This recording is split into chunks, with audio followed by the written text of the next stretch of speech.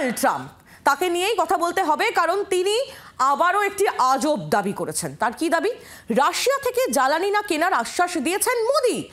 বড় দাবি মার্কিন প্রেসিডেন্ট ডোনাল্ড ট্রাম্পের। রাশিয়া থেকে তেল কেনায় শুল্ক চাপিয়েছেন ট্রাম্প।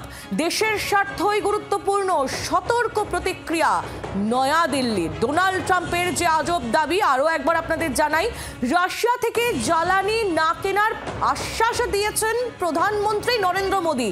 ঠিক এমনই দাবি করেছেন মার্কিন প্রেসিডেন্ট ডোনাল্ড ট্রাম্প। যদিও নয়াদিল্লির তরফ থেকে একটি প্রতিক্রিয়া পাওয়া গিয়েছে, যে প্রতিক্রিয়াতে নয়াদিল্লি সাফ জানিয়েছে দেশের স্বার্থই গুরুত্বপূর্ণ। একেবারে সতর্ক প্রতিক্রিয়া নয়াদিল্লির।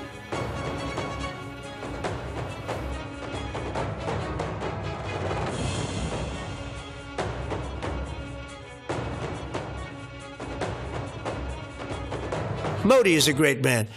That he loves Trump. Now, I don't know if the word love, I don't want you to take that any different. I don't want to destroy his political career, okay? But you have to understand, I've watched India for years. It's an incredible country. And every single year you'd have a new leader. I mean, some would be in there for a few months. And this was year after year after year. And my friend has been there now for a long time, and he's assured me there will be no oil purchased from Russia. I don't know, maybe that's a breaking story. Can I say that? Would you say?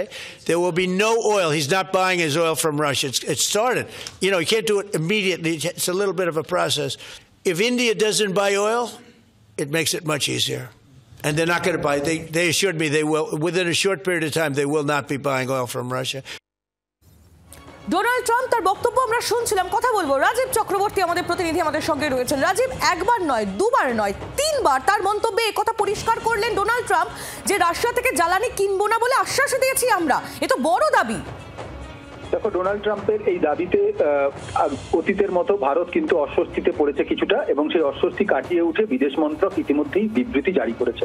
আমরা অতীতে দেখেছি ভারত পাকিস্তান যুদ্ধ নিয়ে একাধিকবার Donald Trump দাবি করেছেন তিনি যুদ্ধ থামিয়েছেন। এবার তিনি দাবি করছেন, অর্থাৎ একেবারে আমেরিকায় বসে তিনি দাবি করছেন যে ভারত, অর্থাৎ ভারতের প্রধানমন্ত্রী নরেন্দ্র মোদী রাশিয়ার কাছ থেকে যে অপরিশোধিত তেল সেটি কেনা বন্ধ করবে, আশ্বাস দিয়েছেন মোদীকে।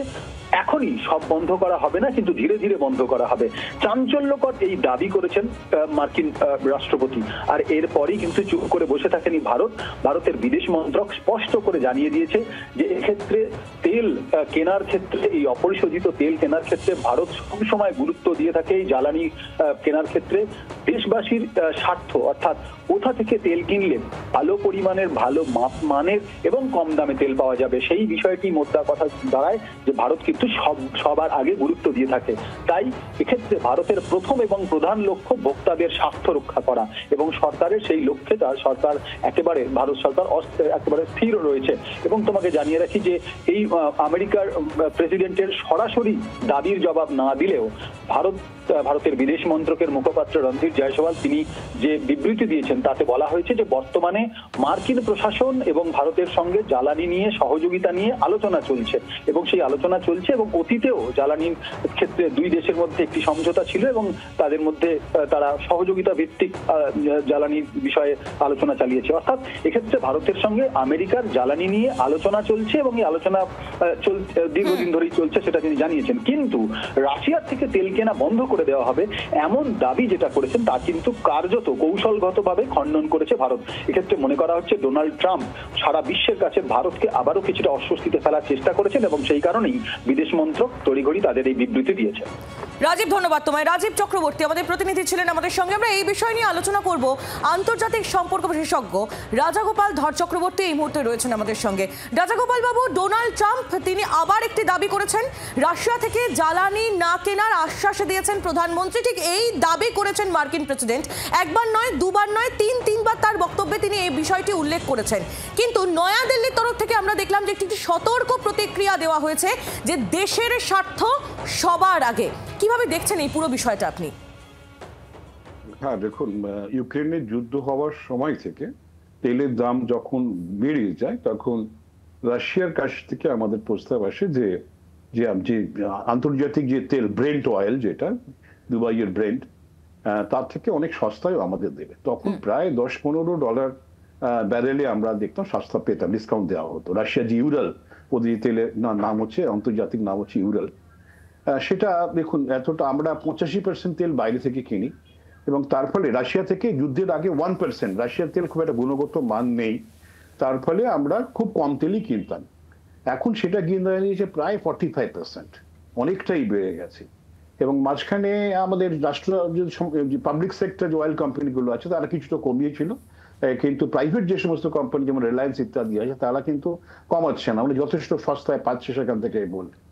এখন এই জায়গায় দাঁড়িয়ে আমরা কিন্তু তেলের নানান দেশ থেকে তেল কিনছি, এখন প্রায় 40টা দেশ, লাস্টে আমরা আর্জেন্টিনা থেকেও তেল কিনছি, কিন্তু রাশিয়া যে দাম দিচ্ছে কেউ সে দাম দিচ্ছে না, যে ডাউন ডিসকাউন্ট।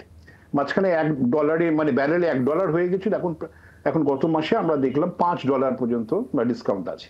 তো এটা ভারতবর্ষের মতন এত বড় দেশ, এত জ্বালানি যেখানে লাগে, স্বাভাবিকভাবেই আমাদের বিকল্প জায়গা নেই। আমরা পরিষ্কার বলছি, তো আমেরিকা যদি আমাদের ওই দামে দেয়, আমরা আমেরিকা কেন, যে দেশই দেবে, আমাদের শত্রু দেশ পাকিস্তানও দেয়, আমরা কিনবো। আমাদের এখানে কোনো টুথমার্ক নেই যে আমরা তেল কিনছি রাশিয়ার বলে, তা এইসব কোনো ব্যাপার নেই, যে সস্তায় দেবে।